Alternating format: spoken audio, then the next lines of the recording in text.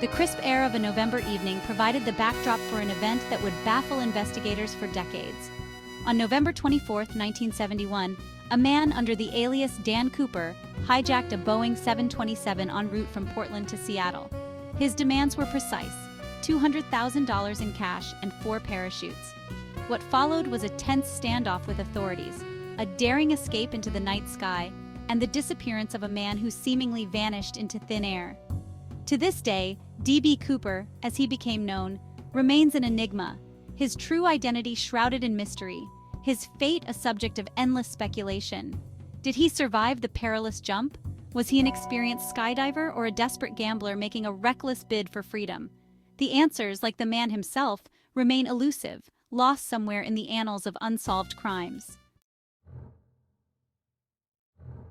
Our story begins on board Northwest Orient Airlines Flight 305, an otherwise unremarkable flight on a seemingly ordinary day. Passengers settled into their seats, unaware that they were about to become players in a real-life thriller. The man who called himself Dan Cooper boarded the aircraft in Portland, a seemingly unremarkable figure blending seamlessly into the crowd. He was described by witnesses as a man in his mid-40s, dressed in a business suit, his demeanor calm, almost disappointingly normal. He ordered a bourbon and soda, a small detail that would later become a crucial piece of the puzzle. Little did anyone know that this ordinary man harbored an extraordinary plan. As the plane reached cruising altitude, Cooper made his move. He passed a note to a flight attendant, Florence Schaffner, informing her that he had a bomb in his briefcase. The note, later recovered by the FBI, would become one of the few tangible clues in the case. The note's contents sent chills down Schaffner's spine. It was a hijacking. Cooper's demands were specific: $200,000 in unmarked bills, 4 parachutes, and a refueling truck ready upon arrival in Seattle. The calm of the cabin was shattered, replaced by an undercurrent of fear and disbelief. The pilot, William Scott, contacted air traffic control, relaying Cooper's demands. The authorities, faced with a high-stakes hostage situation, agreed to cooperate. The plane circled Seattle for 2 tense hours as the ransom money was gathered and the parachutes were loaded. Passengers, unaware of the drama unfolding above the cloud line, went about their flights, oblivious to the danger they were in. Upon landing, Cooper orchestrated the passenger exchange with chilling precision. He released the 36 passengers in exchange for the ransom money and parachutes. The remaining crew, consisting of the pilot, co-pilot, flight engineer, and flight attendant Tina Mucklow, were instructed to prepare for takeoff. With the ransom secured and his hostages released, Cooper directed the pilots to chart a course southeast towards Mexico City. He specified a low altitude and a slow airspeed, unusual requests that hinted at his daring escape plan. The Boeing 727, transformed into a getaway vehicle, disappeared into the night sky, carrying a mystery that would captivate the world. News of the hijacking spread like wildfire, gripping the nation and sparking a massive manhunt. The FBI, thrust into the spotlight, faced a case unlike any they had encountered before. The investigation, codenamed NORJAK, was the largest of its kind at the time, spanning multiple states and involving hundreds of agents. The first order of business was to establish Cooper's identity. The alias Dan Cooper was likely fabricated, a clever ruse to mask his true name. Agents scoured passenger manifests, interviewed witnesses, and chased down every lead. But Cooper's true identity remained a frustratingly elusive phantom. The physical evidence was scant but significant. The recovered parachute was of a standard military issue type, suggesting some degree of familiarity with skydiving. A clip-on tie, adorned with a mother-of-pearl tie tack, was left behind in the plane, offering a tantalizing glimpse into Cooper's possible background. The investigation extended beyond the physical evidence. Profilers attempted to delve into the mind of the hijacker. Was he a seasoned criminal or an amateur driven to desperation? His calm demeanor and meticulous planning hinted at a level of experience that belied his apparent lack of a criminal record. Years turned into decades, and the trail grew colder. The ransom money, marked and traceable, never resurfaced, deepening the mystery. Some speculated that Cooper had perished during the jump, his body lost in the vast wilderness. Others clung to the belief that he had survived, living out his days under an assumed identity. the FBI pursued countless leads, each one a potential break in the case. They investigated over 800 suspects, meticulously comparing their profiles to the scant descriptions provided by witnesses. Some suspects bore a striking resemblance to the composite sketch, while others seemed to fit the psychological profile. One of the most promising leads emerged in 1980, when a young boy discovered a bundle of the ransom money buried along the Columbia River. The discovery ignited a frenzy of speculation and renewed hope for a breakthrough. Could this be the missing link that would finally unravel the mystery? Despite the tantalizing clue of the recovered ransom money, the case remained unsolved. The identity of D.B. Cooper, the man who vanished into the night sky, continued to elude the grasp of the FBI, transforming him into a modern-day legend, a phantom forever etched in the annals of criminal history. The passage of time did little to quell the public's fascination with the D.B. Cooper case. In the absence of concrete answers, a fertile ground for speculation emerged, giving rise to a multitude of theories, each more intriguing than the last. Amateur sleuths, armchair detectives, and professional investigators alike all offered their own interpretations of the evidence, weaving intricate narratives in an attempt to solve the puzzle. One of the most enduring theories posits that Cooper was an experienced skydiver, his knowledge of aviation and parachuting evident in his meticulous planning and successful escape.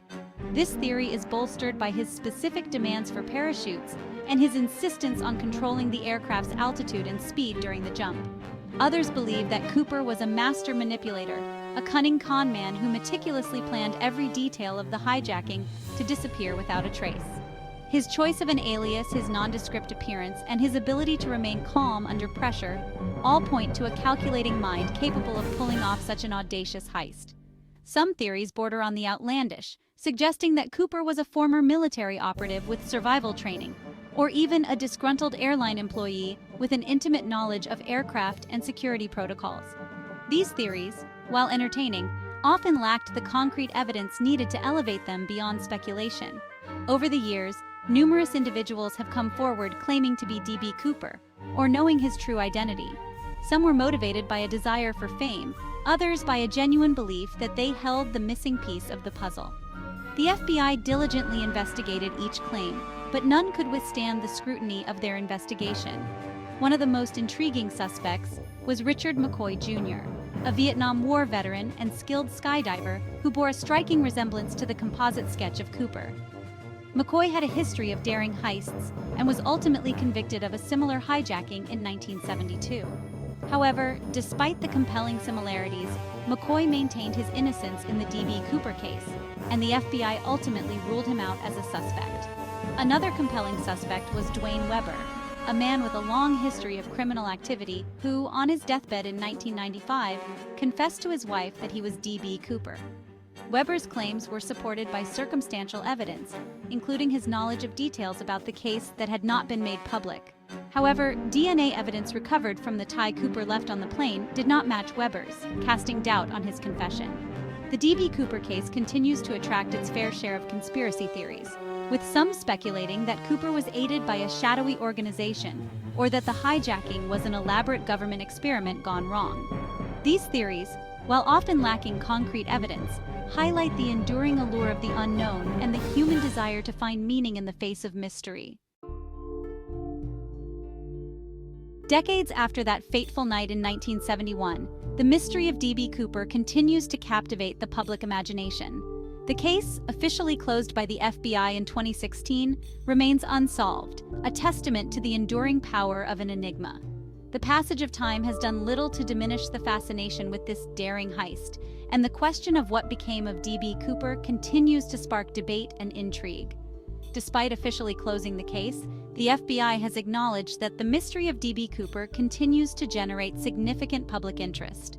The Bureau has maintained a webpage dedicated to the case, providing updates on any new leads or developments. They have also released numerous documents related to the investigation, offering a glimpse into the inner workings of one of the most extensive manhunts in American history. The case has also attracted the attention of private investigators and amateur sleuths who remain determined to crack the code.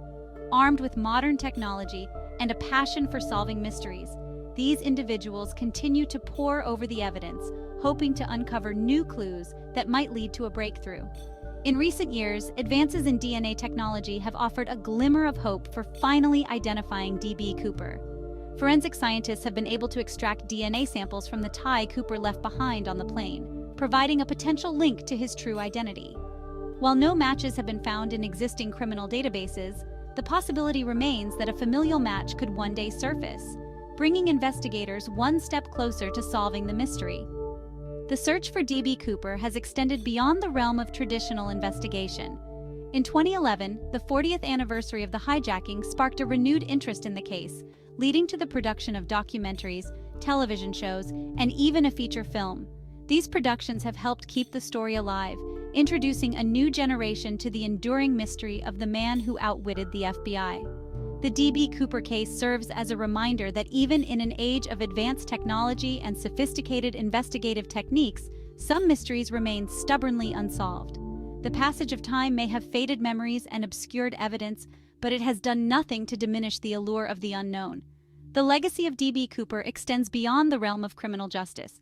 His daring escape has inspired countless works of fiction, songs, and even a popular beer named in his honor. He has become a folk hero to some, a symbol of audacious rebellion against authority.